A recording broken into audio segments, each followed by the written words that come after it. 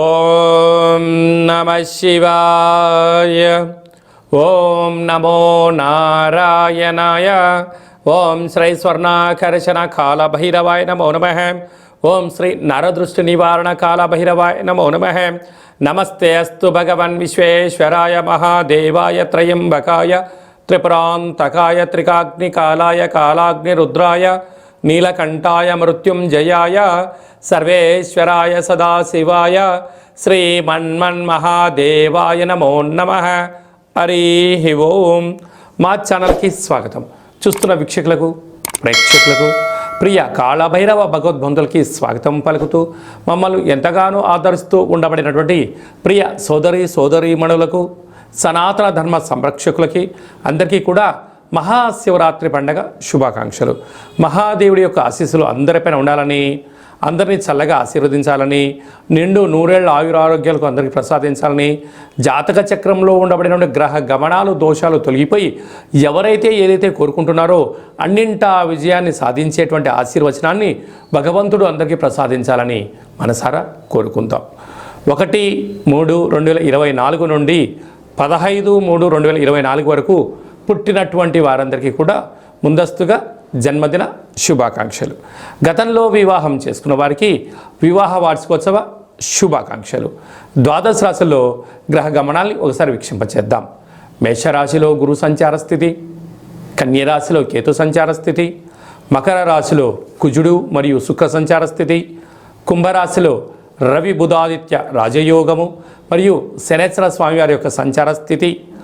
ఏడాది తర్వాత రవి భగవానుడు కుంభరాశిలో సంచారము, 30 సంవత్సరాల తర్వాత శని భగవాని చేత రవి తన స్వక్షేత్రమైనటువంటి శని భగవాన్తో కలిసి సంచారం చేయడము ఇది ఒక యోగదాయకం అని చెప్పి గమనించగలగాలి. అలాగనే మీనరాశిలో రాహు సంచార స్థితితో ద్వాదశ రాశుల్లో గ్రహ గమనాలు ఈ విధంగా ఉన్నాయి.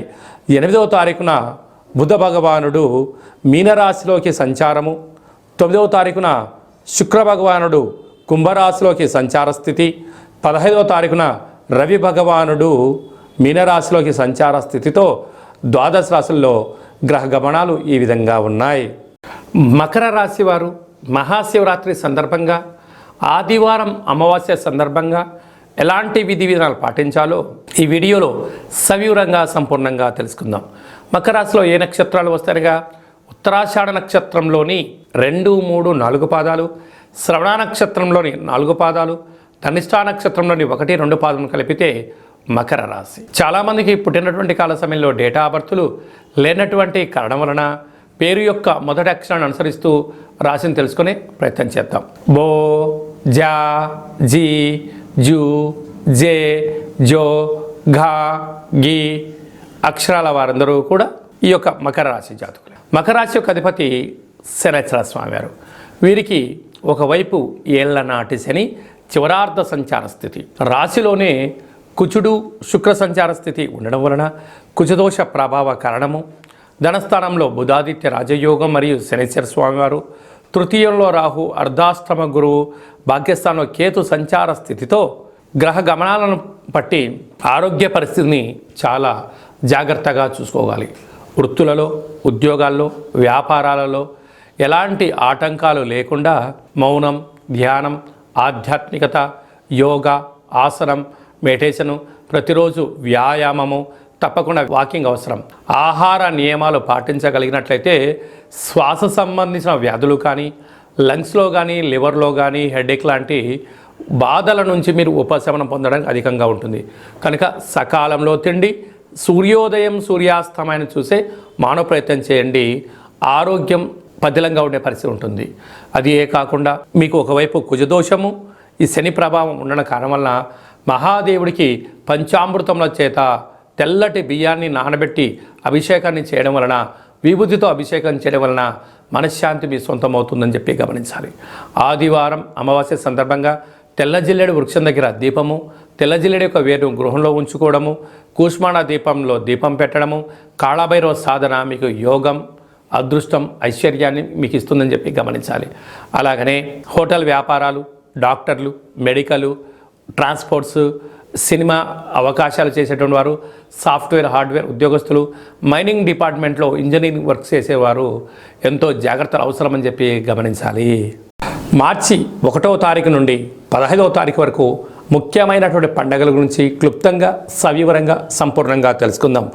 4వ తారీఖున సోమవారం బహుళాష్టమి సందర్భంగా అచితాంగ కాళభైరవ స్వామి స్మరణ, ధ్యానము, కూష్మాండ దీపము, సౌభాగ్య ముడుపు కట్టడం వల్ల సకల అష్ట కష్టాలు తొలగిపోతాయని చెప్పి గమనించగలగాలి.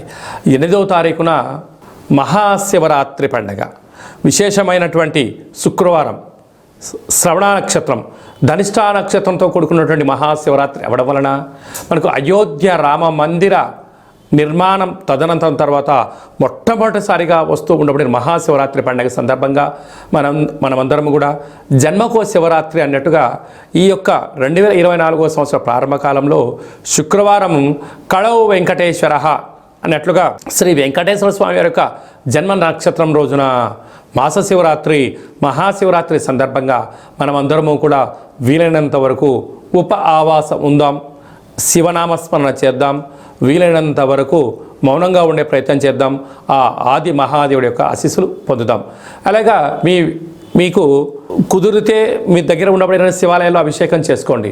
అలా కుదరలేనటువంటి పక్షంలో కానీ లేదు ఇంకొంచెం భగవంతుడి యొక్క ఆశీస్సులు పొందాలి అన్నట్లయితే మన యొక్క కాళభైరవ స్వామి యొక్క దేవాలయంలో సహస్ర ద్వాదశ జ్యోతిర్లింగేశ్వర స్వామివారు 1,00,000 రుద్రాక్షల మహాదేవుడిని ఏర్పాటు చేయడం జరిగింది కనుక మీ గోత్రనామాలు మాకు పంపించినట్లయితే మీకు వాట్సాప్ ద్వారా వీడియో కాల్ చేయించి మహాదేవుడికి రుద్రాభిషేకము, శతరుద్ర హోమాన్ని చేయించడం జరుగుతుంది కనుక భక్తులందరూ కూడా మహాదేవుడి యొక్క అభిషేక కార్యక్రమంలో పాల్గొని ఆ పార్వతీ పరమేశ్వరుల యొక్క కృప కటాక్ష వీక్షణ పొందగలరు.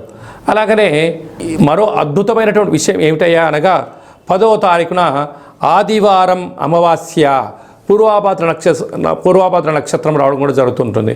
అంటే మాసాలలో ఆమాకావైనట్టుగా మాఘమాసము, అందులో మహాశివరాత్రి తదనంతరము ఆదివారం రోజు అమావాస్య రావడం వల్ల అద్భుతమైన అతీంద్రియమైన శక్తి సంపాదించడం కోసము ధ్యానం, పూజ, హోమ కార్యక్రమంలో పాల్గొన్నట్లయితే సకల శుభం కలుగుతుందని చెప్పి గమనించాలి. కనుక ఈ కాళభైరవ స్వామికి ఆశీస్సులు పొంది ఆ అమావాస్య రోజు సకల దుష్ట ప్రభావాల నుంచి, భూత ప్రేత పిశాచాల నుంచి, అపమృత్యు దోషాల నుంచి, వాహన ప్రమాదాల నుంచి తొలగించడం కోసము ఏ రాశి వారు, ఏ నక్షత్రం వారు ఎలాంటి విధి విధాలు పాటించాలో సవిరంగా సంపర్కం కూడా మనం తెలుసుకుందాం. అదే కాకుండా ఈ యొక్క మార్చి నెలలో ప్రథమార్థమంతను కూడా అద్భుతమైన విజయం సాధించగలగాలి అన్నట్లయితే మనం ఒక్కసారి ఈ పాత్రను గమనించినట్లయితే ఇది ఒక కంచు పాత్ర. ఇందులో మనకు రాసులు 12 ఎలా ఉంటాయో 12 రాసులను అచ్చు వేయడం జరుగుతుంది. కనుక ఈ యొక్క పాత్రను మన యొక్క పూజా మంత్రంలో ప్రతిరోజు పూజ చేసిన తదనంతరము మనసులో ఒక్కొక్క నెలలో ఒక్కొక్క కాళభైరవ స్వామి ఉంటారు కనుక ఈ యొక్క మాఘమాసంలో అచితాంగ కాళభైరవ స్వామిని స్మరించాలి కనుక స్వామికి ఆశీస్సులు ఎలా పొందాలో తెలుసుకుందాం. అలాగే మనసులో ఓం అచితాంగ కాళభైరవాయ నమః అని అనుకొని ఇలా శబ్దం చేసినట్టయితే ఒక పాత్రలో ఓంకార శబ్దం రావడం జరుగుతుంది.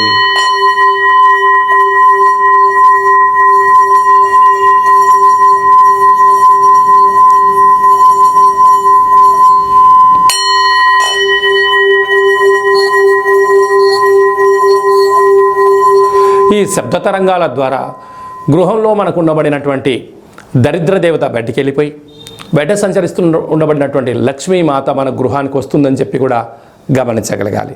కనుక ఒక కాళభైరవ హోమాన్ని, కాళభైరవ స్వామి యొక్క పిరమిడ్ని, ఈ యొక్క అక్షయపాత్రని, డాలర్ని, కంకణాన్ని, మీకు కాలికి చేయి కట్టుకునేటువంటి సౌభాగ్యమైనటువంటి రక్షణ కవచాన్ని కూడా ఏర్పాటు చేయడం జరుగుతుంది.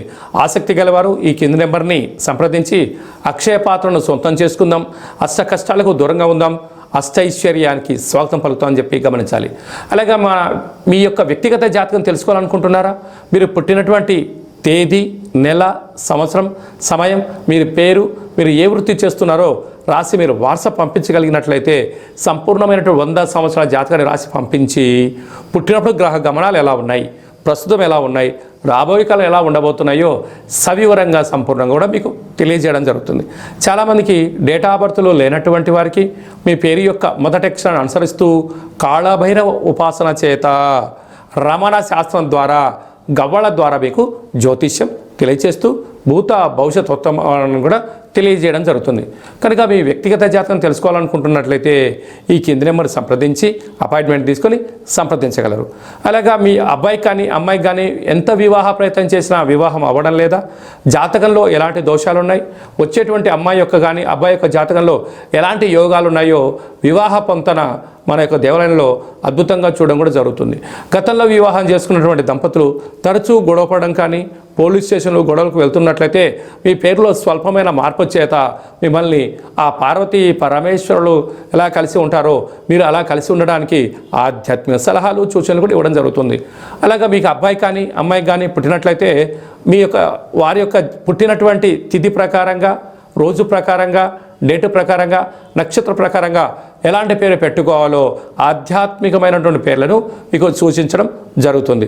అదే కాకుండా చాలామందికి కాళభైరవ మంత్ర ఉపదేశం ఎలా తీసుకోవాలి, కాళభైరవ సాధన ఎలా చేయాలి, కాళభైరవ స్వామి యొక్క ఆశీస్సులు ఎలా పొందాలో అని అనుకుంటుంటారు. వారందరికీ కూడా మన యొక్క దేవాలయంలో మంత్రోపదేశం, జపము, తర్పణము, హోమ కార్యక్రమాన్ని ఎలా చేసుకోవాలో తెలియజేస్తూ ఆధ్యాత్మిక సలహాలు సూచనలు మీకు ఇవ్వడం జరుగుతుంది. కనుక ఆసక్తి గలవారు ఈ కేంద్రము సంప్రదించి ఈ మహాశివరాత్రి సందర్భంగా అందరి యొక్క గోత్రనామాల్ని మీరు పంపించినట్లయితే మీకు పూజ చేసి స్వామి యొక్క ప్రసాదాన్ని ఒక రుద్రాక్షను ప్రసాదంగా కూడా పంపించడం జరుగుతుంది. కనుక అందరూ కూడా గోత్రనామాల్ని ఈ యొక్క ఫోన్ నెంబర్లకు వాట్సాప్ పంపించగలరు. అందరిపైన మహాదేవుడి యొక్క ఆశీర్వాదాలు ఉండాలని కోరుకుంటూ ఆశీర్వచనం.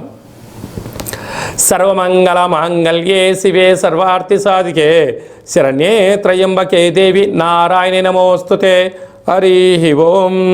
శతమానం భవతి శతాయు పురుష సతేంద్రియ ఆయుష్యేవేంద్రియే ప్రతిష్టతి.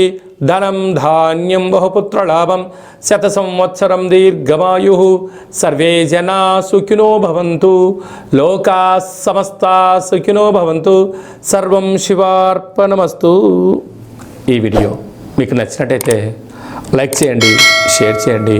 మేము చేస్తున్న వీడియోలో మీకు ముందస్తుగా నోటిఫికేషన్ రావాలి అన్నట్టయితే సబ్స్క్రైబ్ చేసుకొని మీరు ఎవరి క్షేమాన్ని కోరుకుంటున్నారో లేదా మీ క్షేమాన్ని ఎవరైతే కోరుకుంటున్నారో వారందరికీ ఈ మహాదేవుడి యొక్క అభిషేక కార్యక్రమమైనటువంటి ఈ వీడియోను అందరికీ ఫార్వర్డ్ చేయండి. మహాదేవుడి యొక్క ఆశీస్సులు పొందండి.